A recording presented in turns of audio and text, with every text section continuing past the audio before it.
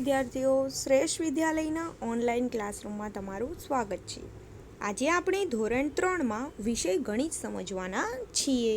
તો ચાલો બાળકો, આજે આપણે પ્રકરણ 1 ક્યાંથી જોવું તે સમજવાના છીએ. હવે બાળકો, આપણે આ પ્રકરણમાં સરસ મજાના બધી વસ્તુઓ આપણે કઈ બાજુથી જોઈએ છે તેના વિશેની માહિતી મેળવવાની છે. તો ચાલો આ પ્રકરણની શરૂઆત કરીએ. અમારા શિક્ષકે અમને મોટર કારનું ચિત્ર દોરવા કહ્યું. તો બાળકો, તમે પણ શાળાએ જતા હતા ત્યારે ટીચર તમને ચિત્ર દોરવા કહેતા હતા ને, તો અહીં શિક્ષક શેનું ચિત્ર દોરવા કહે છે? Motor car. એટલે કે અહીં જુઓ, આ મોટર કાર છે, આ રીતનું ચિત્ર દોરવા કહે છે. અમે સોઈએ જુદી જુદી રીતે મોટર કારનું ચિત્ર દોર્યું. હવે ક્લાસરૂમમાં તમને પણ ટીચર ચિત્ર દોરવા કહે તો તમે પણ ચિત્ર દોરો છો ને. હવે બધાના ચિત્ર કેવા હોય છે? જુદા જુદા હોય છે. એટલે બધાએ જુદી જુદી રીતે, એટલે જેમને જેવું ચિત્ર આવડે તેવું ચિત્ર દોર્યું. હવે શું થાય છે કે બીજા દિવસે જ્યારે અમે અમારા ચિત્ર એકબીજાને બતાવ્યા, હવે બીજા દિવસે શું કરે છે? તેઓ એકબીજાને ચિત્ર બતાવે છે. તમે પણ કરતા હો કે જુઓ, મેં આવું ચિત્ર દોર્યું છે, તે કેવું ચિત્ર દોર્યું છે, એ રીતે એકબીજાને ચિત્ર બતાવે છે. ત્યારે અમે ખૂબ જ ઉત્તેજિત હતા, પરંતુ તે સમયે અંશુલે હસવાનું શરૂ કર્યું. હવે આવામાં શું થાય છે? અંશુલ એકદમ હસવાનું શરૂ કરી દે છે. તે ધીરજે દોરેલી મોટરકારના ચિત્ર તરફ જોતો હતો. તો ધીરજે કંઈક અલગ રીતની મોટરકાર દોરેલી હતી. જુઓ બાળકો, અહીં તમે જોઈ શકો છો, ધીરજે તો કોઈ આ રીતનું મોટરકારનું ચિત્ર દોર્યું હતું. અંશુલે કહ્યું કે તે એક મોટા ખોખામાં મૂકેલા નાના ખોખા જેવી લાગે છે. એટલે એનું મોટરકારનું ચિત્ર કેવું દેખાય? કોઈ મોટું ખોખું હોય, તેની અંદર બીજું નાનું ખોખું મૂક્યું હોય, તેના જેવું લાગે છે. પછી અંશુલે પોતાનું ચિત્ર ધીરજને બતાવ્યું. તેમણે બંને એક જ મોટરકારનું ચિત્ર દોર્યું હતું. તો તમે જોઈ શકો છો કે અહીં આ પણ ભૂરા કલરની મોટરકાર છે અને આ પણ છે. પણ ધીરજે જે ચિત્ર શું કરે છે કે બંને ચિત્ર તો એક જ દોર્યું હતું. હવે આ ચિત્ર છે તે આ ધીરજે ચિત્ર દોર્યું હતું, તે મોટરકાર તેણે ક્યાંથી જોઈ હતી? તો ઉપરની સાઈડથી, એટલે તેણે અગાસી પરથી જોઈ હતી. અને અંશુલે તે જ મોટરકારને સામેથી, એટલે કે બાજુએથી જોઈ હતી. એટલે આ રીતનું ચિત્ર બન્યું છે મોટરકારનું. તેમણે બંને એક જ મોટરકારનું ચિત્ર દોર્યું હતું, પરંતુ ચિત્ર જુદા લાગતા હતા. ધીરજે કહ્યું તેને મોટરકારને અગાસી પર જોઈ હતી. તમે તેનું આ રમૂજી ચિત્ર સાચું છે તેવું વિચારો છો? તો હવે જુઓ, ઉપરથી જોયું એટલે તેને આ રીતનું ચિત્ર દેખાયું, અને અંશુલે તેને મોટરકારને બાજુએથી જોઈ એટલે તેણે આ રીતનું ચિત્ર બનાવ્યું છે. હવે આપણે આ પ્રકરણ આગળ સમજીએ. તમે વસ્તુઓ તરફ જુદી જુદી બાજુએથી જોયું છે? જુઓ બાળકો, અહીં શું કહેવામાં આવ્યું છે કે તમે વસ્તુઓ હોય તો તમારી પાસે પેન્સિલ હોય, રબર હોય, તેને તમે જુદી જુદી બાજુએથી જોયું છે? એવો પ્રશ્ન પૂછવામાં આવ્યો છે. જુદી જુદી બાજુએથી જોતા તે એક સરખી દેખાય છે કે જુદી જુદી? હવે જુઓ બાળકો, અહીં કીધું છે કે જુદી જુદી બાજુએથી આપણે એક જ વસ્તુને જુદી જુદી બાજુથી જોઈએ. જુઓ, અહીં તમને એક્ઝામ્પલમાં આપ્યું છે, તો જુઓ, અહીં તમને ટેબલ આપવામાં આવ્યું છે. તો આ ટેબલ, આ બંને એક જ ટેબલ છે. હવે આ ટેબલને તમે ઉપરથી જુઓ તો આ રીતનું ખાલી તમને લંબચોરસ જ દેખાય છે ને. અહીં તમે ઉપરથી જુઓ તો તમને અહીં લંબચોરસ જ જોવા મળે. જ્યારે તમે આ ટેબલને ઉપરથી જુઓ ત્યારે ખાલી લંબચોરસ જોવા મળે. અને જુઓ, તેમાં તમને પાયા જોવા મળે છે? ના, ટેબલના પાયા તમને નીચેના પાયા જોવા મળતા નથી અહીં.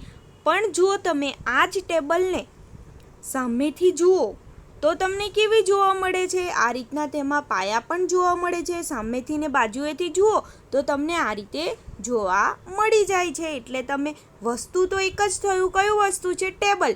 તો ટેબલને આ રીતે અહીં તમને દર્શાવવામાં આવ્યું છે તે રીતે વસ્તુને, એટલે કે વસ્તુ તરીકે અહીં શું લીધું? ટેબલ.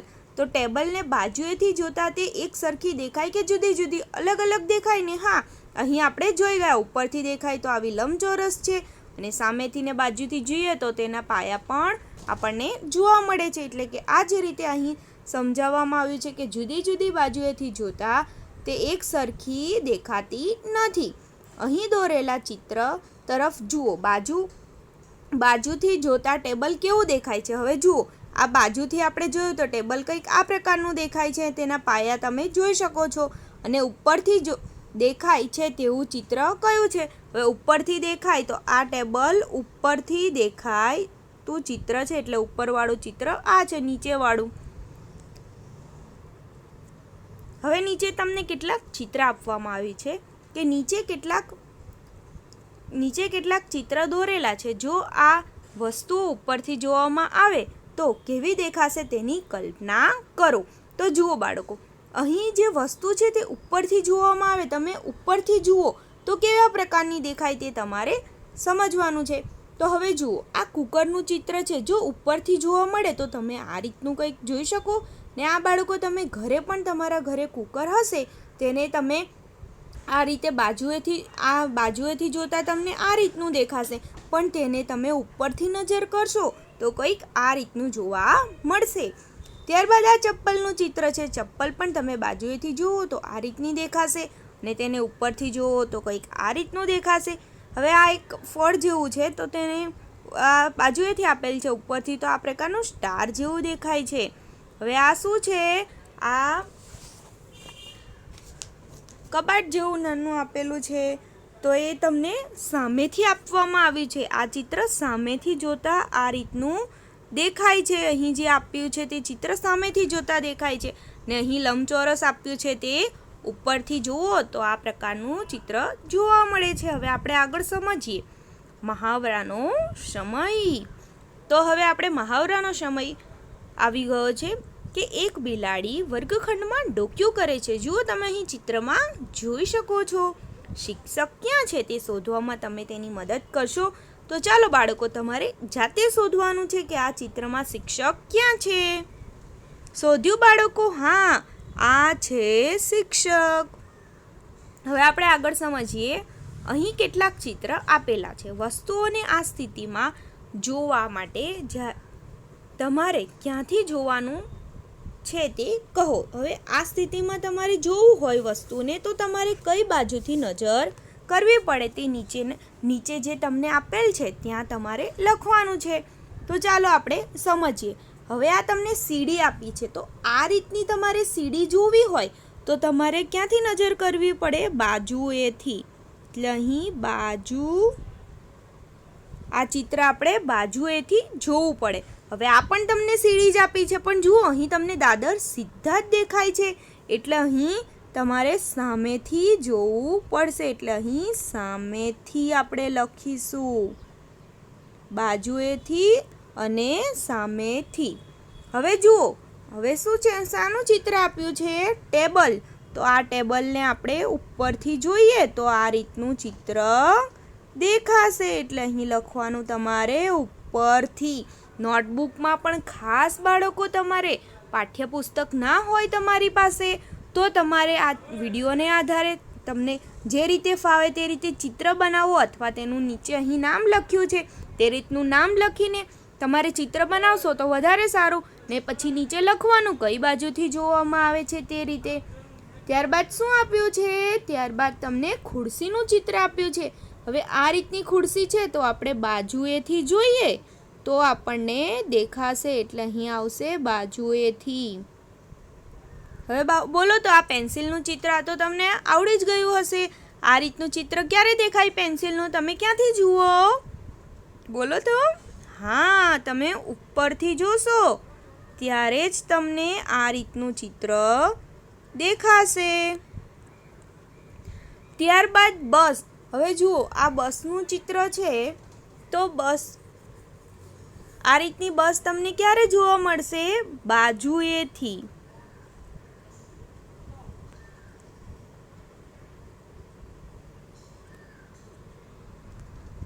ત્યારબાદ બાળકો, અહીં તમને નીચે શું કીધું છે? કમાં કેટલીક વસ્તુઓના મથાળાના ચિત્ર દોરો. એટલે કે તમે ઉપરથી તે વસ્તુને આ રીતે જોઈ શકો, એટલે મથાળાના ચિત્ર દોરો અને તમારા મિત્રને તે વસ્તુ કઈ છે તેનું અનુમાન કરવા કહો. જાણ કે તમારે કપ છે, તો કપનું ચિત્ર તમારે અહીં દોરવાનું. હવે કપ હોય તો ઉપરથી કંઈક ગોળ પ્રકારનો આ રીતનો તમને જોવા મળે. તો તમે આવું ચિત્ર દોરી દો. તો પછી તમારે તમારા મિત્રને અનુમાન કરવા કહેવાનું કે આ ચિત્ર મેં કયું દોર્યું છે. આ રીતનું બાળકો તમારે બીજા અહીં 3 ચિત્ર દોરવાના છે. તે તમારું ઘરકામ છે અને આજે સમજી ગયા તે પણ ખાસ નોટબુકમાં લખવાનું રહેશે.